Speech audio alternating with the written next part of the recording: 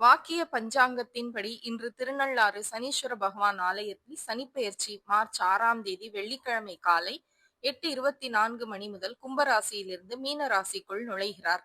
சரி, எல்லோரும் திருநள்ளாறு செல்ல முடியுமா? அருகில் உள்ள கோவிலுக்கு சென்று சனிப்பெயர்ச்சி பரிகாரம் செய்யலாம். அன்றைய தினமே செய்ய இயலாதவர்கள் 48 நாட்களுக்குள் செய்யலாம்.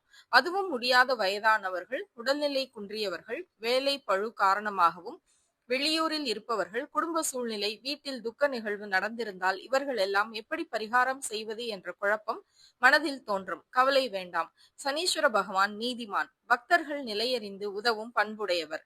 எனவே இயலாதவர்கள் பகவானை நினைத்தாலே போதும். அல்லது உடல் ஊனமுற்றோருக்கு உதவி செய்வது, காகத்திற்கு அன்னமிடுவது, ஆஞ்சநேயரை வழிபடுவது, அல்லது வீட்டில் சனிக்கிழமைகளில் காலை 6 மணி முதல் 7 மணிக்குள் அகல் விளக்கு, நல்லெண்ணெய் தீபம் ஏற்றி வழிபடுவது சனிப்பெயர்ச்சி பரிகாரத்திற்கு இணையான பலனை தரும்.